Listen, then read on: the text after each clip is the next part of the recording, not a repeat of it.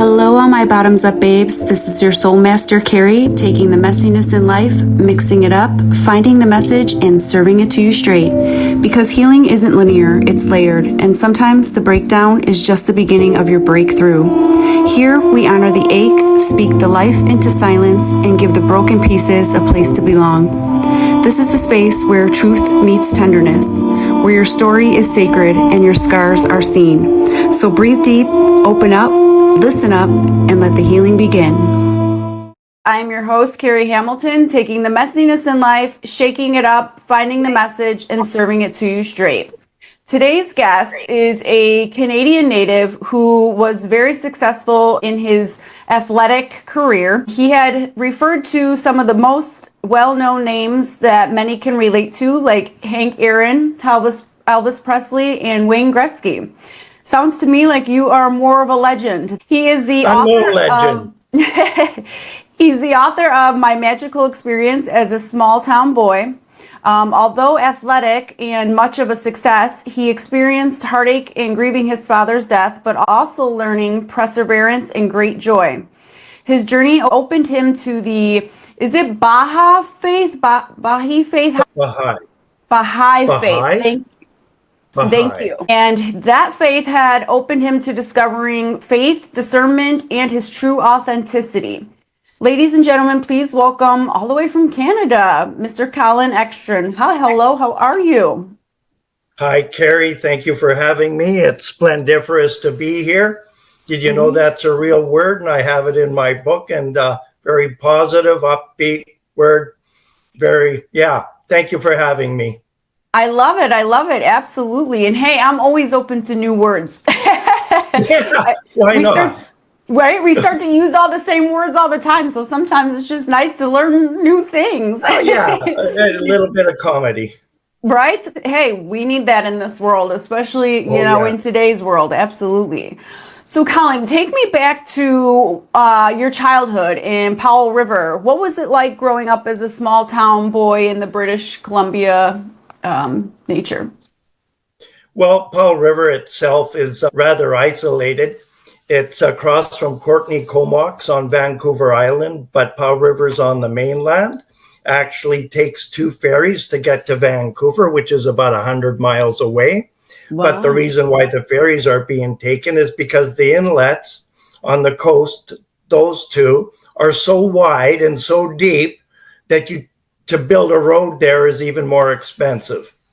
So it's a bit isolated, which in the end, as I look back, sort of limited my opportunities maybe to have broadened my horizons at a younger age. But maybe that was the good Lord's plan all along. I just, sometimes we don't have a choice or we're limited in that choice. And we're often better off going along with the good Lord's plan if we can ever figure it out. So I made the best of it. A lot of fishing, hunting. You got to recognize everybody for sure in a smaller town. You might not remember their names, but you sure recognize everybody. But that's good though, because it's almost like a compound. You know what I mean? Everyone has each other's back. Back then, that's the case. Yes. Yeah. So I got to recognize everybody, and you mentioned everybody having each other's back. I do believe back then, we're talking the 60s, 70s. I think people had their backs more then than now. I don't know what it is, but look, back then, there were no homeless people in Powell River. Now there's homeless people in every town across North America. So when you say, do we have their back? I'd like to say yes. But if I was to say yes, today it would mean, do we have the backs of those unfortunate people that are living on the street? And that's been a big challenge for all the governance, local and national and whatnot. And we still have work to do in having their backs. Absolutely. Now, you've been involved in so many sports as a child. How did athletes shape your character and your outlook on life? Just the athletics in general. Well, in general, athletics predisposed a person to being very competitive. Now, as it turns out, in the athletic realm, I was a gifted athlete and I had pride. So it didn't matter what I was doing in whatever sport. Because of my pride, I tried my very best. And because of my athletic genetics and gifts, I usually exceeded other competitors' abilities. So in a way, that hardened me up in a way, because I even played junior hockey, and that's a very tough sport, not a very elevated way of thinking. It's a very physical game, and unfortunately, I didn't see a lot of support in the junior ranks, and that might be because everybody's trying to get to the next level, and if they can bump somebody out of the lineup, they'd be more than happy to do so. So that's one example of not being very supportive, but you had to deal with that. Along with, for me, I was the coach's whipping boy in junior hockey for 2 years, and there's reason for that, but it's not a very good reason. I'll just share this with you. After my 2 years of playing junior hockey, the third year, when that team and coach were in operation, that year he wound up with the most losingest record in league history. And that was some maybe 40 years ago. And it still stands. Even though maybe it was character building for me, it was very difficult, but it's proof that karma works in its existence. Yeah. And I could not have thought up of a more befitting punishment for the unjust, unfair coach than what the good Lord did for me the following year. So in sports, it made me very competitive.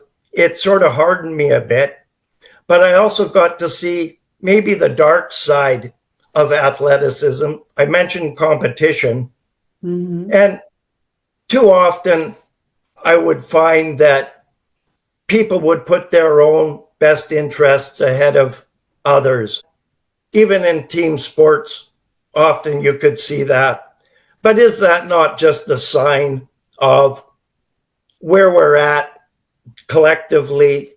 And if you're spiritually inclined, you know, that's not the goal that we're aiming for. We want a more elevated, cooperative way of thinking and behaving with each other, in my view. So that's a little bit. You know, I had much success, but in a fairly small arena, but in a small setting.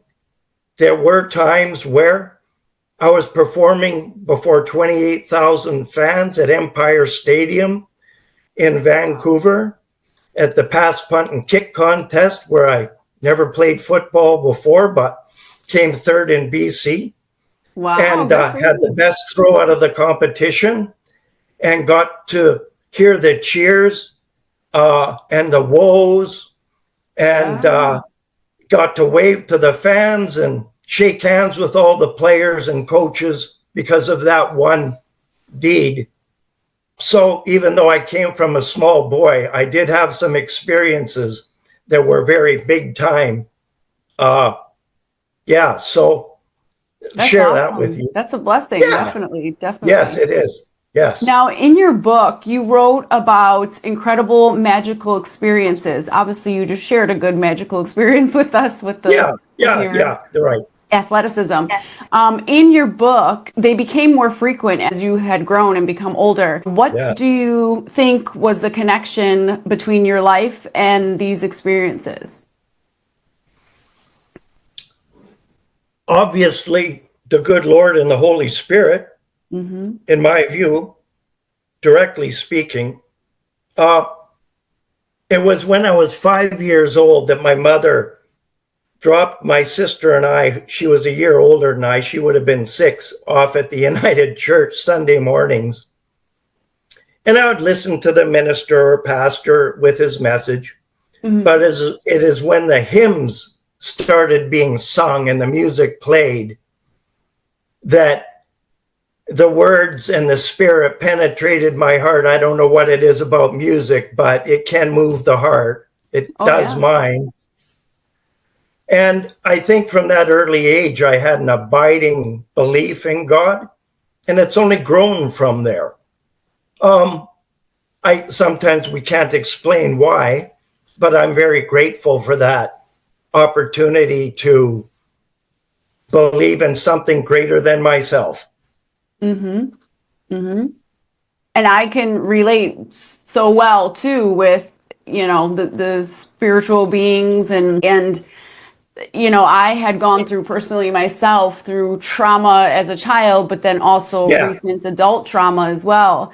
And it was then that I had discovered spiritual things as such too, things that you can't explain, or, if you tell certain people, they're like, they may think you're insane. Well, they're very personal. Yes. And it's really hard for another to convey the thoughts and feelings of something deep within another human being. Absolutely. It's hard to, you can't convey it. It's hard in words. How I relate, Colin, is, individuals go through trauma. Everyone goes through a different sort of trauma. And realistically, I could never relate to your trauma. You could never relate to mine because you were not that person. So just as much on the dark side of trauma, that is almost the same relation as the spiritual, the light side, when you get that spiritual connection. So, the trauma part's the dark side, but the spiritual, as you state in your book, magical experiences, it's the light side of that. So like you would never understand, just like, vice versa. And I can't even put it into words because it's such a freedom, such a blessed personal thing. Personal feeling. Thing. Yes. Yes, absolutely. Well, here's the other thing regarding this topic. On the spiritual side of things, it's interesting to know that it's often through hardship that people turn to something greater than themselves or reach out to hoping for something that we often refer to as God for divine assistance. Because let's face it, it's a very difficult world for everybody, rich or poor. The rich have psychological problems, more responsibilities with their money. They have relationship concerns, health concerns.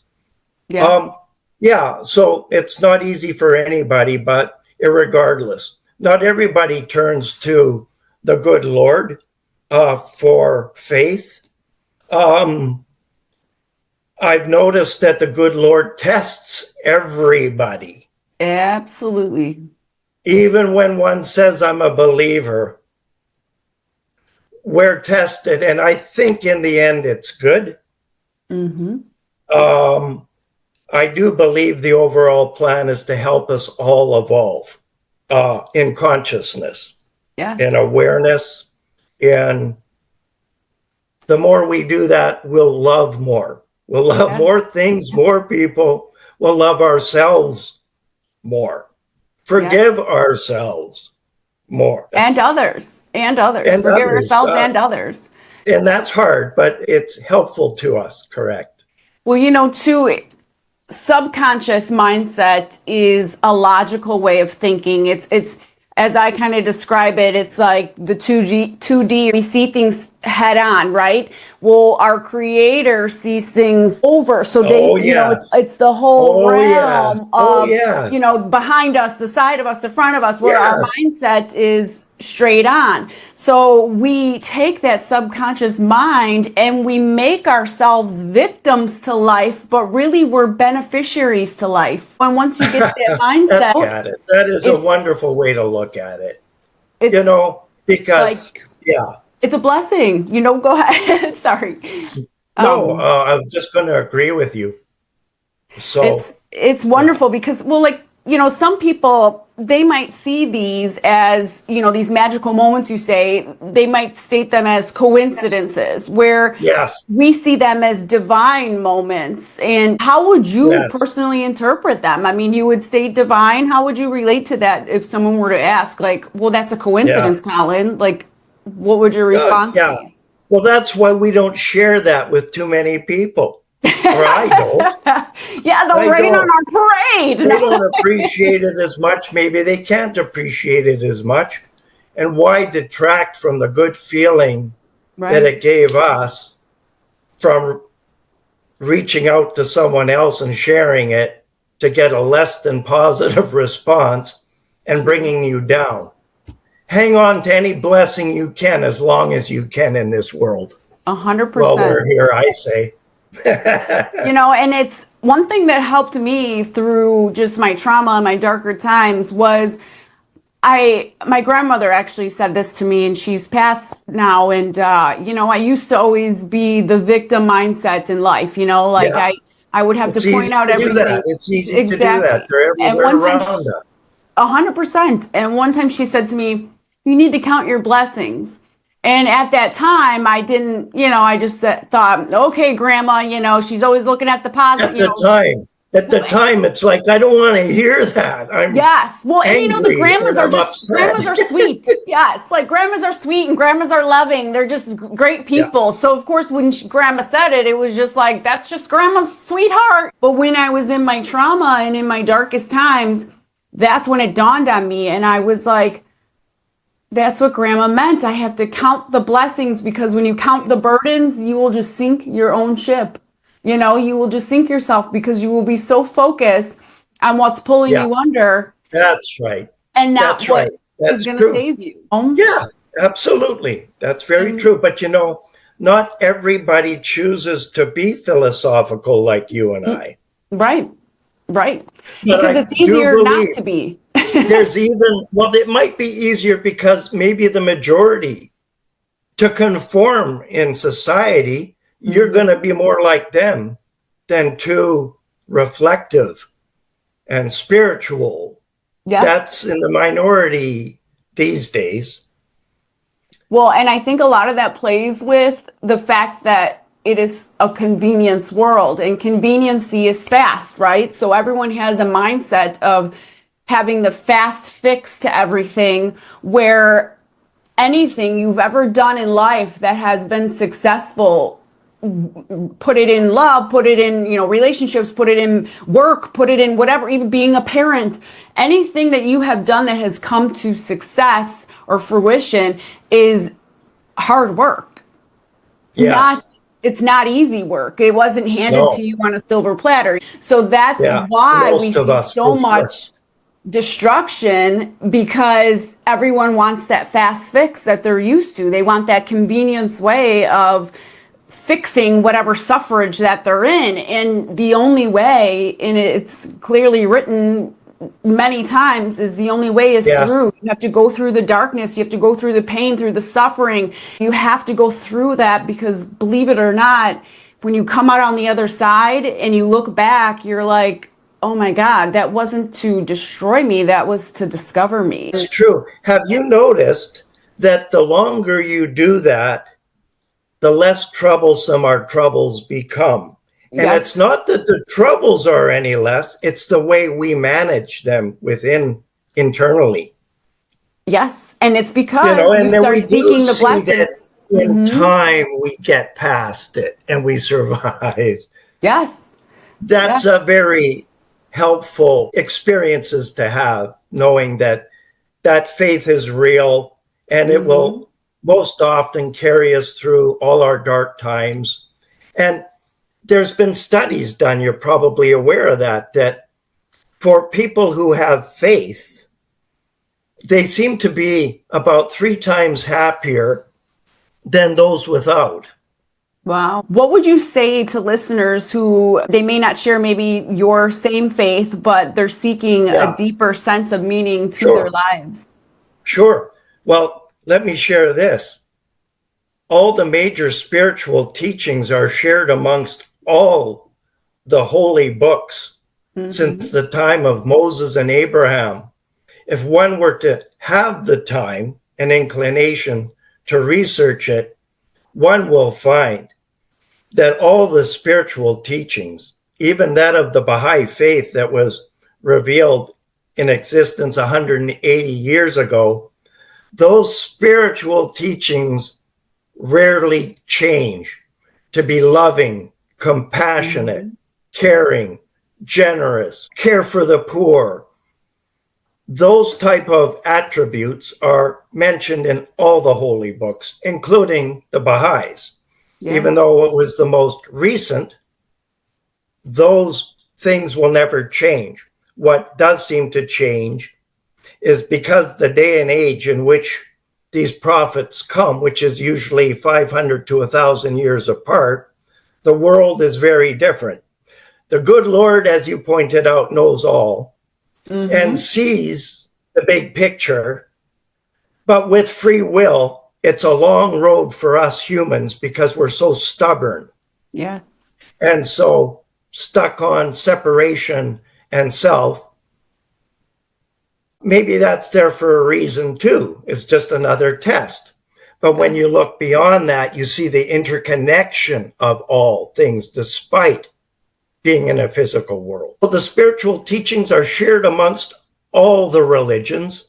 And if anybody of almost any religion lived by the teachings of their prophet, they would be a very virtuous person that I'm sure the good Lord would be pleased with. 100%. 100%. So having on top of that, I mentioned every 500 to 1,000 years prophets come. Again, that's for our progress and evolution. And there are things like governance. For example, there is no clergy in the Baha'i Faith because the good Lord states within the prophets Baha'u'llah's writings to explain it that humanity has reached the stage where we're intelligent enough to be able to discern right from wrong, truth from falsehood. We don't need a minister anymore. If we have the time, we can learn what we need to learn on a spiritual basis to live in this physical world without necessarily having a minister or pastor. If you choose that, that's fine. But in the end, we are responsible for our own spirituality.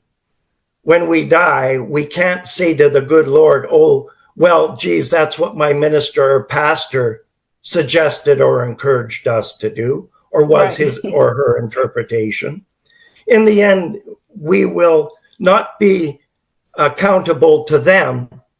We are only accountable to our own actions. Yes. But therefore, again, I just encourage anybody from any faith, Christianity included, to take the words of Jesus and Muhammad and Moses very seriously and strive. It's hard and it's an imperfect science and art, but it is very important we keep trying because progress is made. And it makes life more exciting when progress is made. So I prefer that path.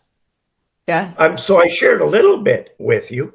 So we don't have clergy anymore, but we do have 9 people elected in every locality to handle the administrative affairs within each community, according to the dictates and guidance given in our scriptures, which works very well. So we have, that's the governing body. So we have it connected on the local level. It's called the local spiritual assembly, 9 peoples who are elected annually, and regional bodies. And we have an international body that is elected democratically that serves in Haifa, Israel. So there is a connecting thread from the local level right to the global level that we're all working on the same page as Baha'is. So a little bit of the governance and institutional side of the Baha'i Faith. it's taken care of, but by a group of people that are elected annually that all follow the same guidance. And depending on how the people in the community feel about the job you're doing on the spiritual assembly, if they're not happy or someone else comes along that has a bunch of spiritual qualities that are good and maybe is very intellectually sound, those are the type of people that we're asked to consider to serve and vote for on the spiritual assemblies. So every year one has an opportunity to democratically choose which 9 people locally they would want to serve on the local spiritual assembly. So I like that.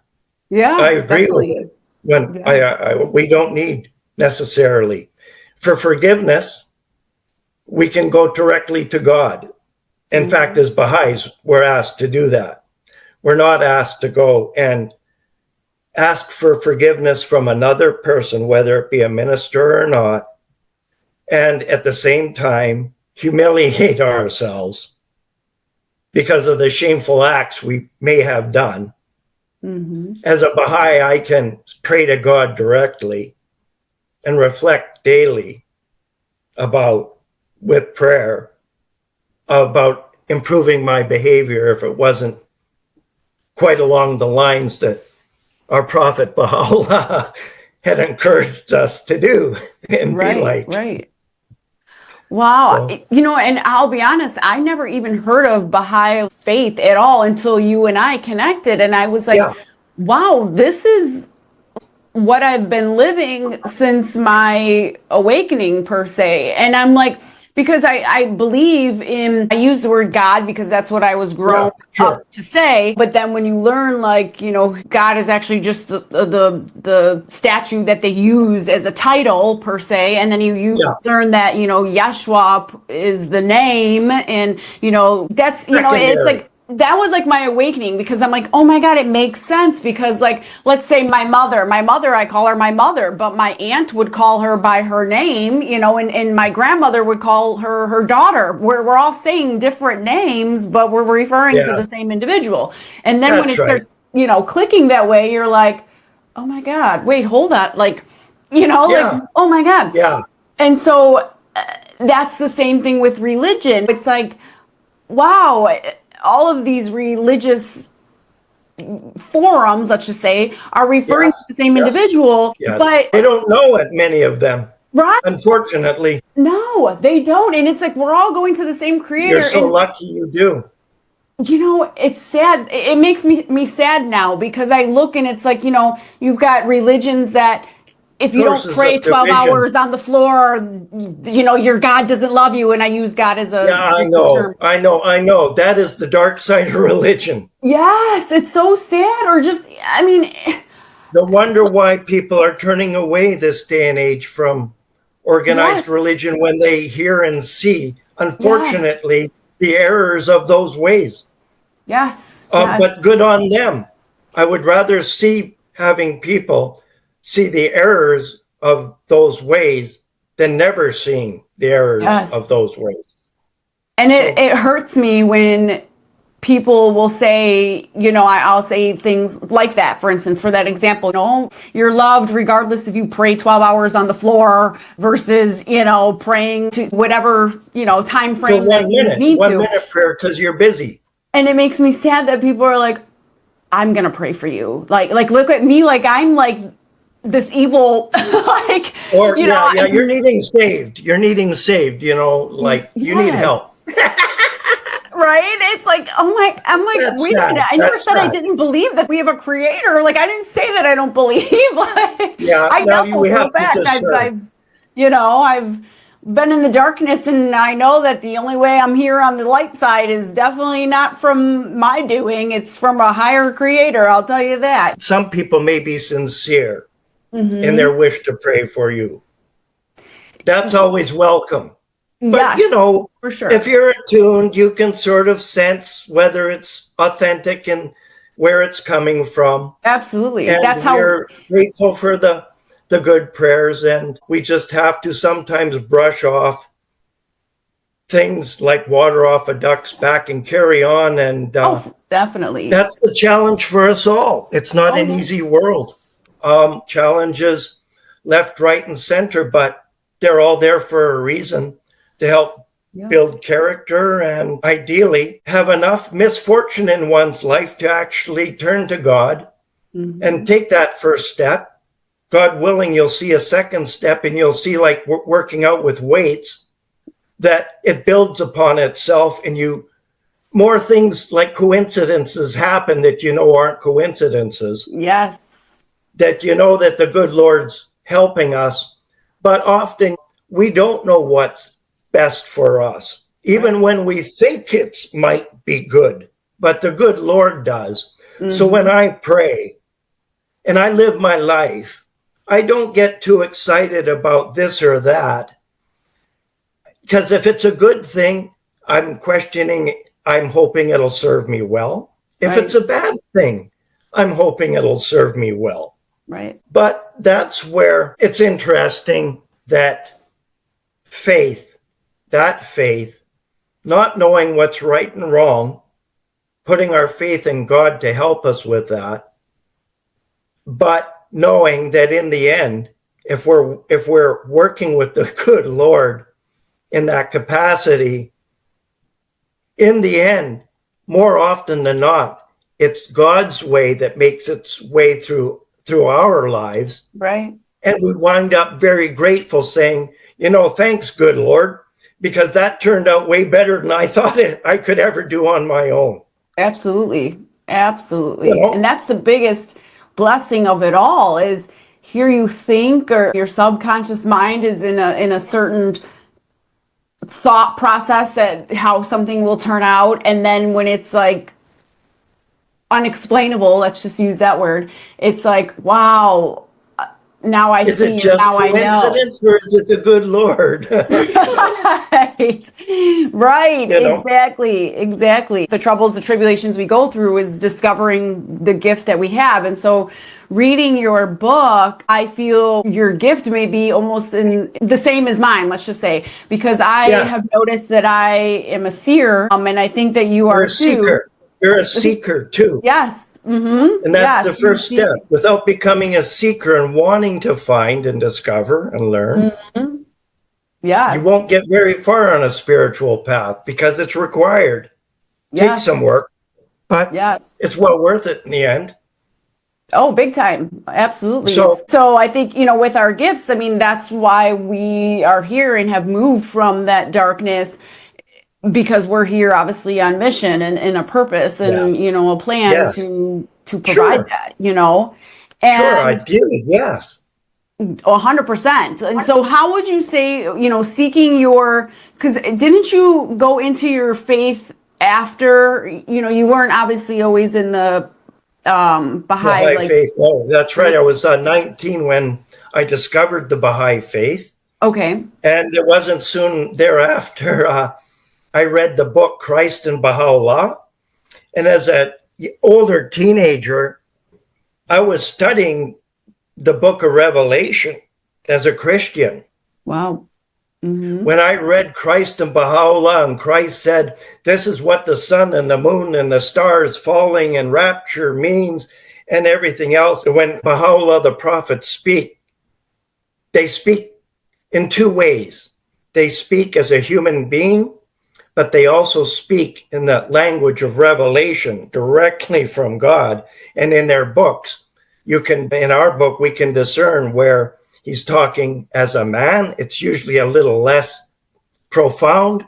Mm-hmm. But when the good Lord wants policy brought to light for us to reflect upon,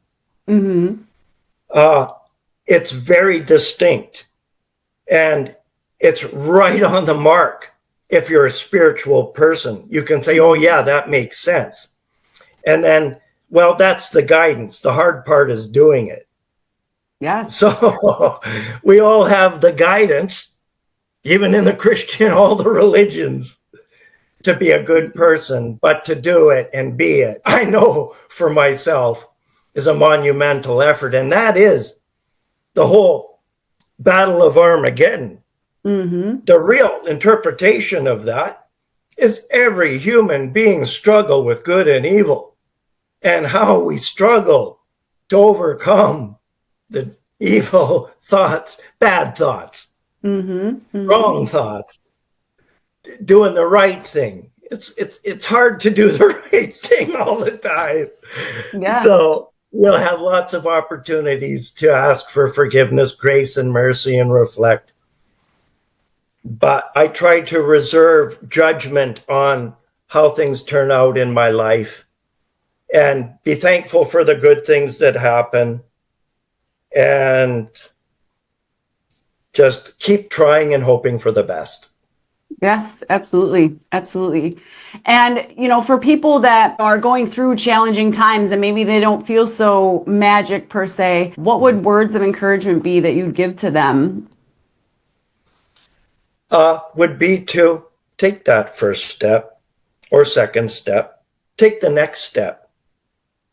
The good Lord and the Holy Spirit are real, just as real as we only see 0.003% of the light spectrum with our human eyes. That's not even 1%. There's so much going on around us that we can't see as human beings. Mm-hmm. So take that next step. Turn to God in humble prayer and be sure she is listening and will help you in the best way possible. It's not good for us to try and determine the exact outcome because it won't happen. Mm-hmm. Things turn out always differently. But in my experience, if I'm putting my trust and faith in God, then whatever happens is for my best interest. Mm-hmm. And we go on from there. Now, I do believe that when people turn to God in prayer, they will get an answer. And the main answer for me for most all questions is not losing one's faith in those dark times. God, why'd you let this happen to me? But as we were talking earlier, many of those unfortunate experiences that we think occurred may be there for our benefit, spiritual benefit. So hang in there. It's not an easy world. Nobody's got an easy time of it. No. But I think one will see results. And the more one prays and the more one tries to be of service to one's fellow human beings, the more nice coincidences you'll have in your life. 100%. Not that you won't have bad coincidences and bad occurrences. We'll have more joy, more Absolutely. Good experiences. They all prepare us for the next world, which is using our mental faculties because everything happens so much quicker, almost by thought alone. Yep. Time and place are quite secondary or non-existent in the next world. And being born on earth prepares us with some mental faculties, but the more we develop them, the better off, I think, better place we'll wind up to start off in the next world and continue our eternal journey. Mm-hmm. Mm-hmm. And I say that all the time. I tell people the mental aspect is half the battle. Actually, probably 75% of the battle. Consciousness is mental and it's information. It's not physical. No, nope. The body follows. It's awareness. It's emotions. It's those senses that aren't physical. Emotions, love, those aren't physical, but they grow within you and they're real. Yes. It's those things that are more real in the next world that form our spiritual body in the next world. And it's all mental, as you said, as we're discussing. That's consciousness. It's mental. It's awareness.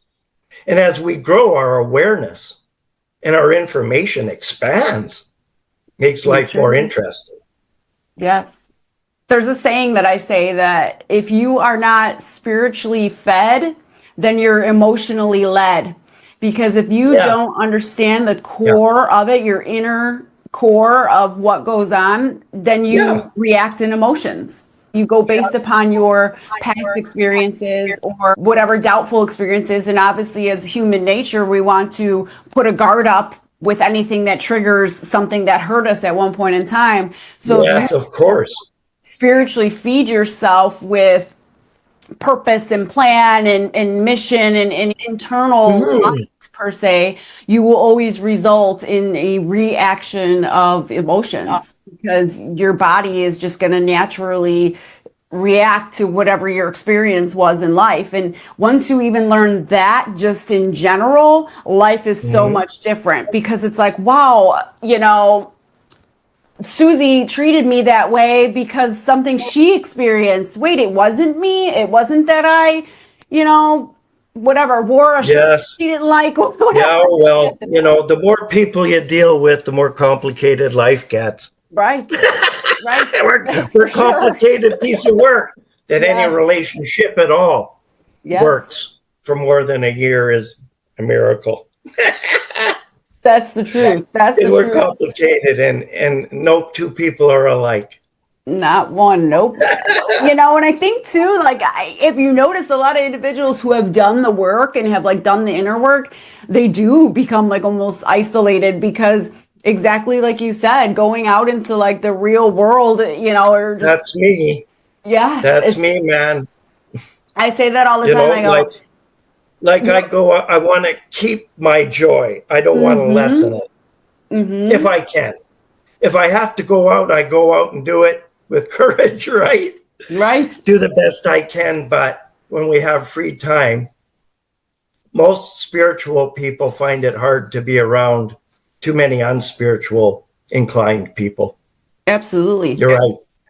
I think what it is too is realistically, I mean, we put blood, sweat, tears, work, sacrifice all into obtaining our freedom and our peace. And so I think a lot of the reason is just now we protect our peace more than anything because we've Yeah. done the work and we've been through whatever work. Yeah. We Um, don't want to go through that again, some of those exactly. things, you Exactly. know? Like you're just, I mean, and I know that part of my mission and part of my purpose here is to use my voice, which is why I do the podcast and Yes. the Yes. platforms Yes. because I really want to pull people out of that darkness that I once sat myself and I didn't Sure. have much of a God bless support you. system. Well, you're one strong lady, man. I admire you. Oh, thank you. You It know, is, it's hard. It you has could its be way struggles. more bitter than you are. And that takes work. It does. It If does. you're spiritually inclined, you recognize within others it takes work and effort. Absolutely. It's But it's we're definitely, gonna, I always say it's not for the weak. It's no, definitely it's not for the not. weak. But No, but it's meant to strengthen us. We get stronger too. We get mhm, stronger within. We absolutely. get to say no to people a little more easily because we're Hmm. not so easily led anymore. We're a Yes. little more self-assured. We have more certainty about life and ourselves and our place in it. Yes. And like you had mentioned even earlier, as things come to you and gravitate towards you, it's kind of the same way. Like I don't really have to deal with the ignorance more because the more I become like more spiritually involved, the ignorance, like God kind of handles that himself. So I don't have to like do Yeah, that well, part of the he's work. got a You know lot what I on his mean? plate. Yeah, we're pretty ignorant, so he's. Right. Exactly. Oh, Oh, carry on. you're so Yeah, funny. What, like looking back now, do you feel like, your magical experiences were to provide you and to prepare you with something greater? What would you want people to yeah. take away from your experience? I'll share this with you in answer to your question. One sec. Sure. In answer to your question, I would say yes, and I'll tell you why I say yes. And it's partly how I became a Baha'i. I had mentioned that I was studying the chapter of Revelation as an older teenager. At the same time, when I came back to Powell River from being in Chilliwack for 2 years playing junior hockey, I would have been about 19 then. I was entering a stage of life between youth and adulthood. And I wasn't sure what path in life, even with employment, because those were the days where it was 18% interest rates for a mortgage and a lot of unemployment. So it was hard to get work back then. So I thought, oh, well, if I went and saw a good psychic, maybe they can give me a lead as to what direction I could go for work. But also I would ask things like about romance, because I didn't have a girlfriend, and also spirituality. Mm-hmm. So on the spiritual side of things, so I went to this psychic lady, and she was a wonderful lady. She never took my money. And what she did is invited me to spend 2 hours with her every week, Wednesday evening. Her method of communication happened to be automatic writing. And in the Baha'i Faith, it's not encouraged, psychic channeling and automatic writing, because we're encouraged to turn to God for our questions and guidance, and or the spiritual assembly. You can go to the 9 people and ask them or anyone for worldly advice. But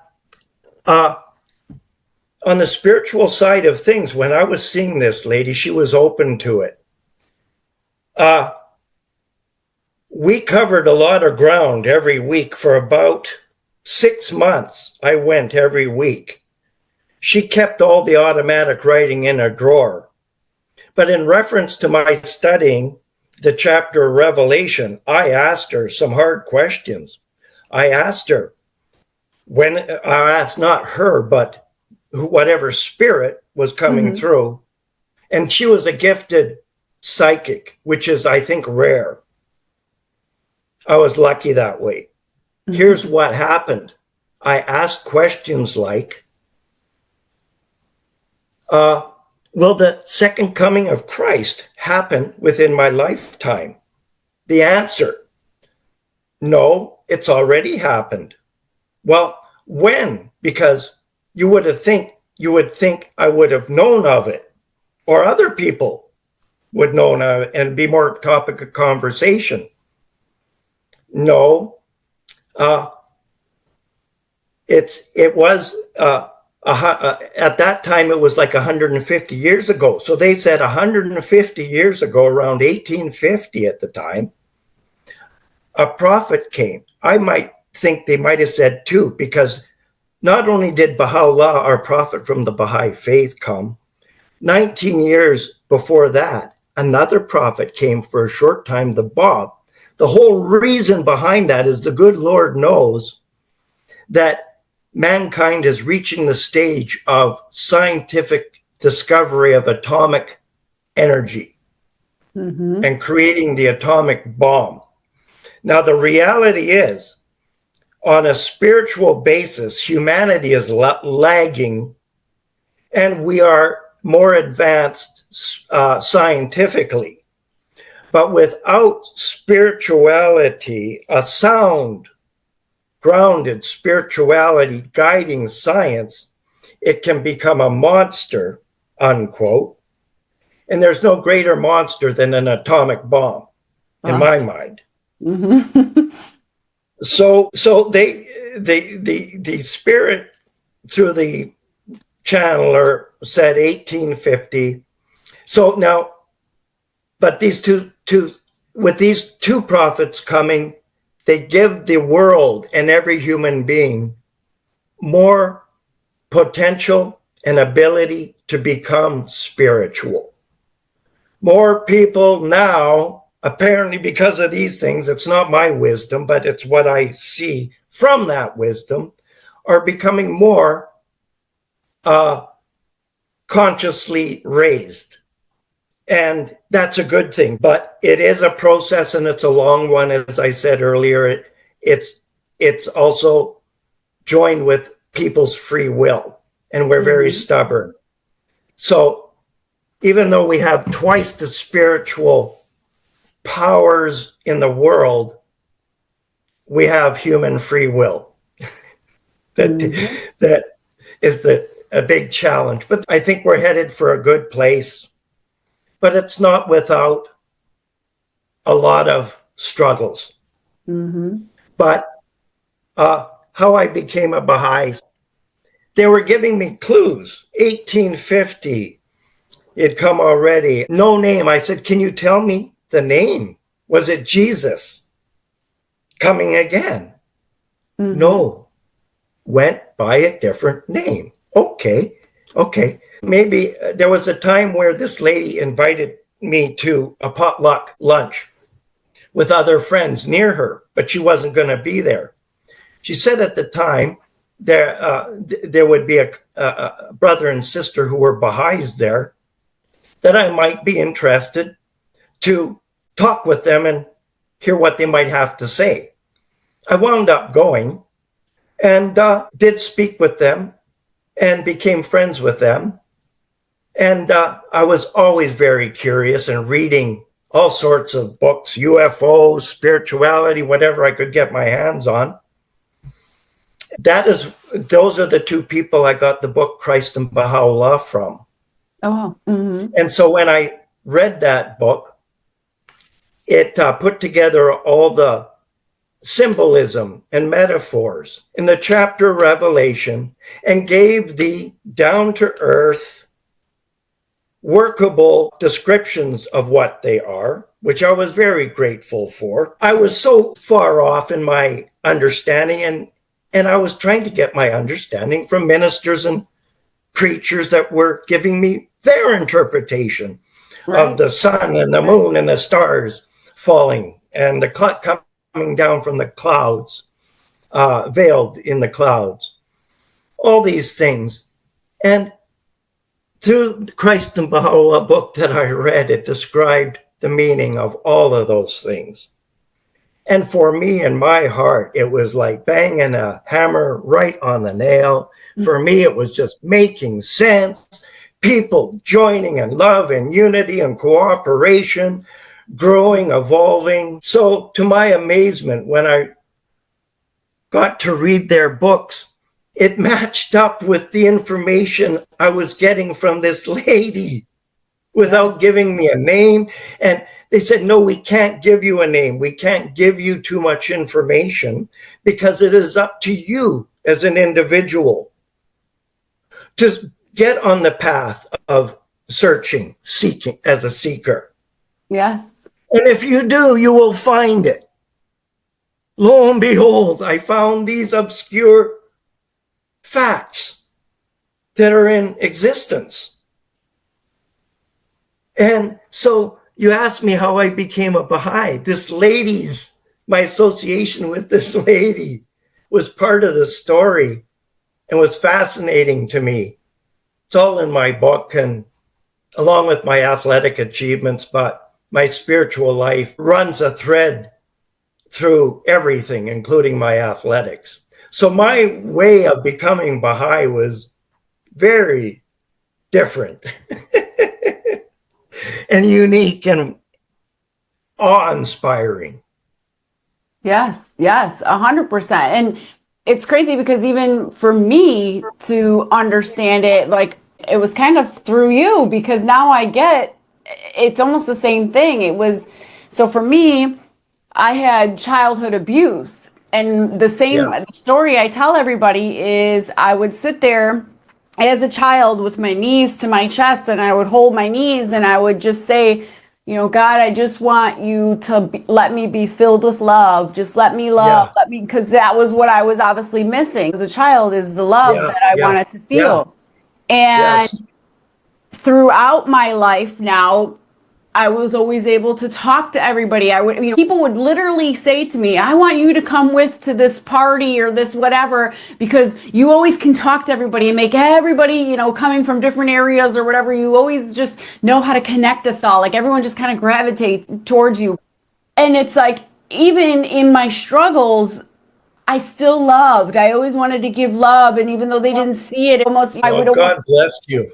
Well, it's like I would fight even more because all I always knew was love as a sacrifice. And so I would sacrifice more of myself, which now I see this, obviously going through my trauma. But, love was always my end point. And so now it's like, even through the religion end of things, I would see the disconnect of love. And I don't want it to sound that I'm saying religious people are loving, because I'm not saying that at all. I know. But, I know. For you to say I'm sinning because, again, I'll give that same metaphor as before, because I'm not praying for 12 hours on the ground. It's like, I'm still loving. Like, that doesn't define my love or what I'm doing. Yeah, that's not very fair. Exactly. Like, fair. That's like where you see the religious part, the restraint that they place on individuals just because they're not doing a certain practice. It just seems so, it's sad. And so it wasn't until, like I said, you and I knew that there was some sort of faith that I had, because I believe and I know the Christ consciousness inside of me, and I know the love. Like, if I were to say one thing, I picture myself as like an individual with all these pots or all these cups, and it's like, the cup of faith, the cup of love, the cup of knowledge, and everybody has these cups. And I could say my faith one is like, a little bit, it needs filling, because, and it's more just, and it's not because I'm not faithful, it's more because I just, of knowing, my cup of knowing in the faith part. But my love cup is like, I just see like this pot of gold just pouring out, because it's like I've always just had that love structure, because as a kid, that was something I've always said, like, give me so much abundance in love. And I'm such a giver, and I will take from me just to know that it made someone happy. And even in my life, successes that I've done have been from love. But you're not like everybody. If everybody were like you, would have heaven on earth. Right. Yes. But our challenge is to be a good enough example to want to inspire others. Right. To maybe get on that spiritual path and make their own efforts and have their own magical experiences happen within their lives.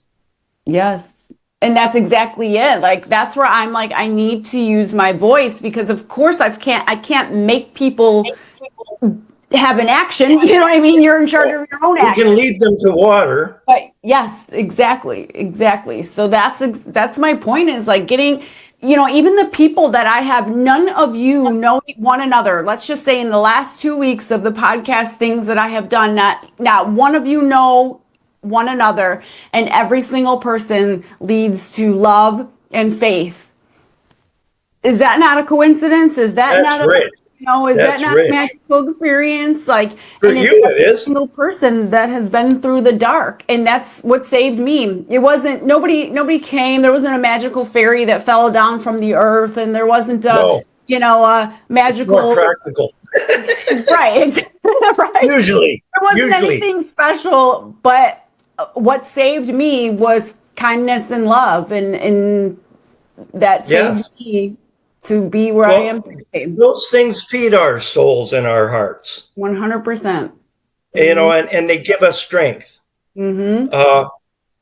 And sometimes the strength to overcome the next challenge that comes our way and get through it. Yes. So, God bless you and thank God for giving you those qualities as well. Yes, 100%. I say it all the time. Like, I'm so blessed to be so loving and caring, because that's what so many people need. The world needs it. Yes. And and I said this yesterday to the individual I interviewed yesterday. I said the opposite of grief is love. And so many are grieving not just a person, but grieving or fear. They're fearing, they're grieving. Yes. And the opposite of that is love. You have to have that love and that compassion and that kindness. And hopefully, all of that costs nothing. That's the best part about I it. know. It costs nothing. I know, exactly. I mean, But again, we can't make them drink. So no. I think praying for others and being the best example we can be is all we can do. Right. And sometimes we just have to be detached from outcomes that are out of our control and put our own trust in the good Lord, that for us and the world, we're making progress and not going the other way. Yes. Yes. Now, for listeners, if they want to purchase your book or learn more about your work, where would they go? On Amazon? I mean, I know that, but is there a website or look, see? No, there is no website yet, but I'll tell you what I have been doing. I've been turning my memoir into a screenplay. And I just sent you the first 10 pages through email. I don't think you've had a chance to read it. But both my daughters said last night that my description of my early years, as in the book, is even better than the book. It's more descriptive. You'll see some examples of early success in athletics, but also it was my mother leaving our family when I was 7 years old, and she was 7 months pregnant. And my sister, I, and my dad drove to Saskatchewan to the family farm there. When we got back 3 weeks later, she was nowhere to be found. And the heartache that caused us all was the worst day of my life, and is described intimately in my screenplay. So one day there may be a film, feature film of those experiences. But that's what I've been doing lately. I've been immersed in writing a screenplay. I want this to become a film and reach as many people as possible. That's awesome. So that's where I'm at right now on this journey. And we'll see where it takes us. Hey, you don't know until you try, right? And to make the moves yourself. So yeah, why not? That's how I just published my first book, and I did self-editing, and I was like, don't judge me. I'm no, grammar school teacher. Yeah. Judge the last finished copy, nothing before then. Right. Exactly. Exactly. I hired an editor for my book. With the screenplay on my own, with the instructor's help, getting good reviews from my instructor. I think it has potential. God willing, it will. But I'm sure it will. Whatever he decides, ultimately, I want to be contented with. However my life turns out, I don't want to be bitter. Right. And like I said, it all comes down to the kindness and the love, and you're obviously expressing that too in your book and to others. Yes, absolutely. It gives anyone who would read my book would be given hope and inspiration and some spiritual guidance. That's just because of who I am, and my book is who I am. And they will be able to get some information that hopefully will be beneficial to them. And if not, they'll be entertained. Hey, that's all we can ask for these days, right? That's right. That's right. Now, you're the lady that was like the psychic that you connected with. Do you still talk to her? No, she passed away about 6 months after me meeting her. Wow. That was the end of our meetings. So it was only a brief 6-8 month period before she passed on. That's okay. That's around the time I discovered the Baha'i Faith. We'll all grow together, hopefully. Absolutely. Make a better world. We got to replace all the institutions and policies that are not working for people now. and replace them. And I'm taking it, that'll take more time than you and I would like to achieve the golden age. The institutions and the way people think are going to be greatly more expanded and evolved as we grow in consciousness and awareness. And that's all achieved through God's Spirit, I believe, because it's truth and it's beyond the physical and Absolutely. Can lead to some wonderful knowledge. And we can apply that and make a better world for ourselves and hopefully for others as well. You know, as you stated about the second coming, everyone's waiting for this man to come down from the clouds and so absolutely. forth. And for the Christians. But, you know, the Jews are waiting for Moses, though. And my thing is, to come back. What they don't get is the second coming is here, like, and how you can contribute to it is what you had just said, having love and being the light, because light is what draws out darkness. But you have to awaken to that consciousness inside of you. And that's right. We need to awaken within people the desire to go down that path. Yes. And but that is it's beneficial to them, but so many people are sort of think we're crazy. They think we're crazy and we're talking out of our I don't know, out of our feet. Well, you know, I think many are doing the best they can. And regarding the interpretations of the chapter of Revelation, unless I read Christ and Baha'u'llah, my interpretations were so far off, so far literal, and they're not literal. No. But irregardless, as I said before, whatever faith one is choosing to follow, if they follow one at all, if they follow the spiritual teachings within their faith, they'll be good people because all teach serving one another. Yes. Generosity, kindness, compassion, they all teach that. But you look around the world we live in, and there's not enough of that. So we have work to do. Yes, 100%. Yes. And it's sad, like I said, I told you before, you know, it's like, instead of accepting reality, people want to be told the reality, and they want so much proof of the reality, where the proof is like inside of you. I can't go inside of you and pull it out. But that's hard. Like, that's how their mom and dad were brought up. Right. Maybe that's how they're brought up. Change often is not easy. No. But let that not be an excuse, because transformation involves change. Yes. If we want to become spiritual and more enlightened, we're going to need to change. Right. But in a positive way, it's done through acquiring beneficial information that is closer to the truth than not. But if one is following information that is further from the truth, then the possibility of something good resulting from that is almost impossible. That's the reality, but that's the challenge before us all.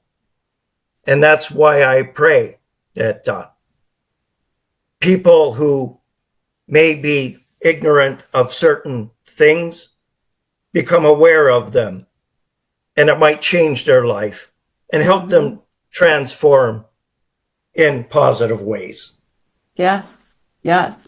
It's like when you surrender, you like slowly become free in the same world that you've held yourself captive in. Yes. You know? Yes. It's like seeing the world with new eyes. Yes. You see things differently within yourself.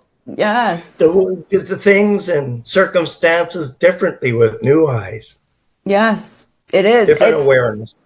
It's crazy. I mean, I hate to even use the word crazy, but it's so, and that's why it can't be explained, because until you go through those things that awaken you, everyone is Yes. different. That's just it too. Yes. You can't describe it because you may have a big ego. Mine may be self-doubt. Another person may Yes. be, Yes. Yes. whatever. Yes. So it's like you can't Yes. even describe what's going to happen to you because I don't know what your issues are, quote unquote, and I hate to use the word issues, but I'm just trying to find We all have them, eh? You're like, no, I have issues. No, I'm just kidding. Oh, God, we all do. Come on. But you know what I'm saying? Like, you can't even really explain it. But it's then when you come out from the other side of that darkness and you start surrendering and you stop fighting the control aspect of it. Spirituality. Turning to God. Yes. Just do that. Take the first step. Yes. I think we'll take one step. I think the good Lord will help us with the next two. Yes. But the ladder has many steps to climb. We just don't limit it to one, and the good Lord at two. It's an eternal process, so we better get used to it. Yes. And why not get on an exciting path in life that includes spirituality? Yep. Than not, because it's that spiritual life that's going to be most meaningful when we die and go to a spiritual world. Yes. We're prepared. We're growing that baby, the spiritual baby, to be birthed in the next world. We want it to be as informed and healthy as possible. Yes. Yes. You don't want to have all the burdens and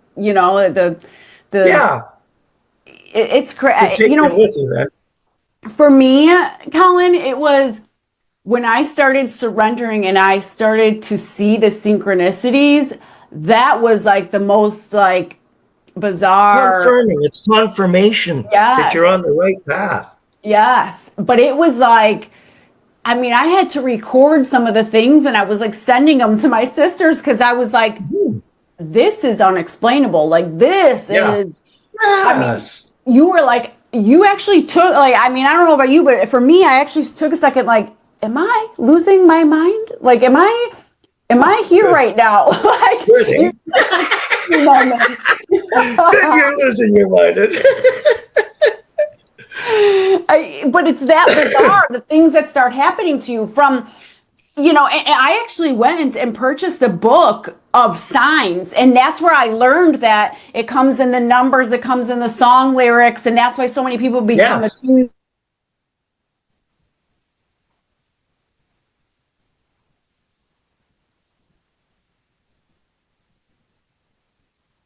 Sorry, Kerie, I can't hear you right at the moment.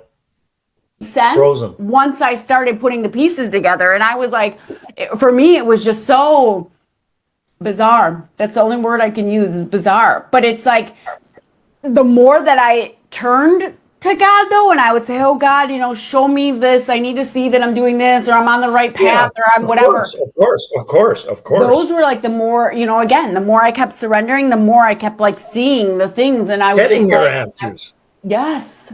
And I was like, I can't even share with people. Mind, what was it? I'm sorry. Losing your mind, yes. I thought of detachment. So when we detach from our silly egos a little bit, we make room for the Holy Spirit and the good Lord to do his part. Yes. His powers will help us. Yes. But so losing one's mind may not be such a bad thing if one can be detached from one's ego all of a sudden. It's a good thing because there's a balance. Yes. Like you don't want all ego, you want half and half. Right. In this world. Yeah. Ideally. So losing your mind may not be such a bad thing if you're detached from letting go of your ego. Well, it was like I said, bizarre things that like you can't even really tell a person unless someone has actually spiritually gone through an awakening, like yourself and myself, because you understand. But if I were to tell this to like the logical mind person, they'd be like, you need to go to the loony bin. You know what I mean? That's why give them what you perceive they can handle at the time is a better approach than giving them too much that they can't handle. Right. But, sometimes we don't know what they can handle and we're just doing our best and we miss the mark. Yes. Try again next time. Right. Better put them where they're at because they're not all ready for the the grand slam home run yet. They're just wanting to get to first base. Yes, they're just getting their feet wet, and man, That's right. like I That's said, right. it really isn't for the weak. Anyone that's going through spiritual No, awakenings and such, absolutely. Yes. I mean, because for me, like I had codependency, issues that I needed Sure. to take care of too. So for me, the Sure. first part of being alone was hard. You're Sure. constantly seeking that Absolutely. external validation or whatever. Yes. So going through Yes. and being Yes. alone, Of I course. won't even sugarcoat it. I mean, Colin, there was days No. I laid on my bedroom Oh, floor and good. like Yes. called off Yes. work. That's the And reality of our lives. That we yes. go out and put a brave face on, but the reality is the world offers so many challenges. There's many opportunities for tears, Mm-hmm. Mm-hmm. you know. But may they be tears that help us in growing and learning, Now, right? I have a question. It may be different because, I'm in the US and you're in Canada. Like, Yeah. we don't have Baha'i churches or anything over here or places or whatever. Like, how does one become associated with?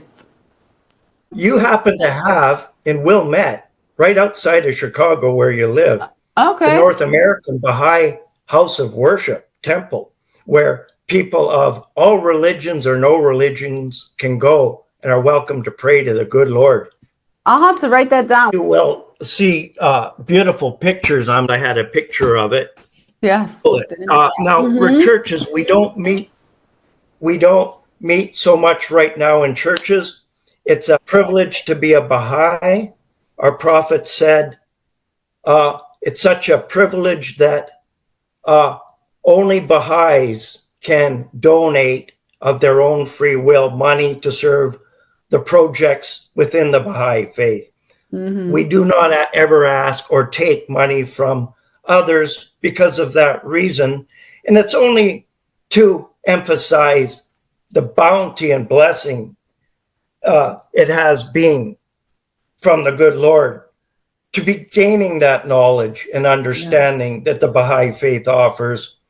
So therefore, I feel greatly blessed. We're constructing houses of worship in we have them on each continent of the world, and we're now building them houses of worship, national houses of worship that are beautiful. Mm-hmm. So we'll meet in either people's homes if the gathering is small enough. If Mm-hmm. not, we'll rent bigger halls, and we meet together as a community for prayer and reading of the writings and administrative section every 19 days. Being that if you take 19 days, that's a Baha'i month. There's 19 months of 19 days, and it's almost 365 days for the year. So we'll meet every 19 days. We'll get together then. We'll get together to celebrate holy days like the birth or death of our prophet. Those will be special days. We'll get together and commemorate that. So we do get together, but no churches. But again, that might be because we won't have a church per se, but we might have a building or a house of worship. We have the blueprint from our prophet that in the future, there'll be houses of worship in every community. These houses of worship will house a place for education, a hospice for travelers, and a hospital to serve people in spiritual and physical ways. In the future, when there's more Baha'is, we'll be able to do that. Right now, we're developing beautiful houses of worship on each continent. And now Canada is going to get their own house of worship. It's been designated. Work is underway in other countries. So even though there But I are don't really think that churches really are needed because a lot of the church world is actually depleting because so much stuff is online. So I don't really think maybe that's a smart thing on the half of the Baha'is that maybe, just because you walk in a garage yeah, doesn't make you a car. You know what I'm saying? So right, you don't right, need a right. church to Yeah, be you can of the pray faith. anywhere, like the good Lord doesn't care so Right. much about the Right. building you're in. Right. Exactly. So I think that's kind of a smart thing. These are Say, things we can change and transform into more empowering for the individual, more responsibility for the individual if they're up to it. Yes, yes. Well, for me, it resonates really deeply because you said about the 19 days, every 19 days. Yes.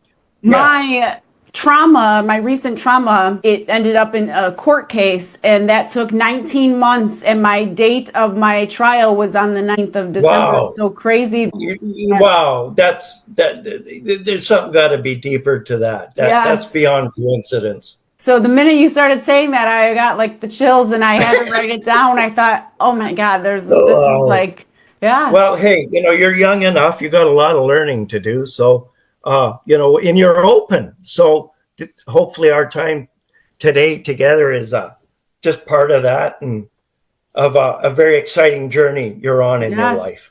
Yes. I know I still have a lot more ahead of me. I know that. But realistically, I tell people my life is half 42 years old. My grandparents, and then they passed in their late 60s, early 70s. So really, I'm halfway over. I hear you. I'm there too. So, hey, time is a ticking, right? Nothing for granted. We take nothing for granted at our age. Yes. Nothing. No, each day is a blessing. It sure is. Wake up. Seriously, young children can die of unfortunate things. There's no guarantees. The good Lord knows our day of, departing this world, but we don't. But that's not important. What is, as you say, living each day to the fullest, making the most of our time here. Absolutely. No, 100%. And just finding the purpose of every day. Just every morning I turn to God and I just say, use my voice, use my mind, use my body. Like, what is my purpose for today? Some days do I feel like I didn't even make a purpose? For sure. Question. That's the question he wants you to ask. Right. Good for you. Yeah. Good for you. And if you're patient enough, you'll get your answer. Oh, patience is a bugger too, eh? That was one thing I had to learn as well. Oh man, I always wanted everything yesterday. That's right. Oh yes, of course. Lots of things. Definitely let me know too if you publish any more books. If the movie gets made, you'll be the first to know. I definitely love to share that as well for having me on and spending this time with you and anyone else who might be listening. Yes. Wonderful. Thank you. Absolutely. And if you want to leave with one last thought for our listeners, what would it be, Colin? What would you suggest to somebody out there? Even if you don't believe it, do a loving act. If you're down, go to the food bank and volunteer. Help somebody. Your mood will improve, and you'll have improved someone else's day too by serving them, volunteering, doing something constructive for them. Take that next step, and I assure you, if you put your antennas out there and are patient enough, you'll get your answer. But sometimes the answer is no. And if the answer is no from God, it means there's a better path intended, or a different path. Maybe not better, but different. Usually it's better if we do God's path. It'll usually turn out way better for us than if we choose it ourselves. I'll leave you with those thoughts. Thank you so much. It's been such a pleasure. And, to anyone else that's listening too, I say, as in your words, you keep the magic going and keep chase the magic, and that's right. Being the positivity in this negative world, right? Yes. We need more light. There's too much darkness. We need more light in knowledge and information and love and compassion. Absolutely. And we change, the world will change next. Yes, because light pushes out darkness, and that's the honest to God truth. It does. Exactly. Yes. That's right. Well, thanks so much, Colin. It's been a pleasure. I appreciate your time and look forward to, I'm sure we'll talk again soon. Yes, I hope so. Thank you. Take care. Thank you. What a gift it was to sit with Colin and hear the incredible stories that have shaped his life. From his childhood experiences in sports to the extraordinary events that followed him in adulthood. Colin's journey is a reminder that life is full of wonderful guidance and meaning when we remain open to it. His reflections in the Baha'i Faith, its techniques, the unity, the love, the interconnectedness of people, it's not just words. I mean, it's a living testimony in the way that he continues to walk through the world with joy and resilience. Listening to Colin made me want to take my own experience and visit the Baha'i temple here in my state, which is just what I did. And standing in that sacred place of beauty and peace, it felt just as Colin had stated that day, that no matter where we come from or what path we're on, we're all connected and there's a deeper purpose for our journey. I hope Colin's story encourages you to look for the extraordinary in your own ordinary days, to seek truth with an open heart, and to remember that we're all part of something greater.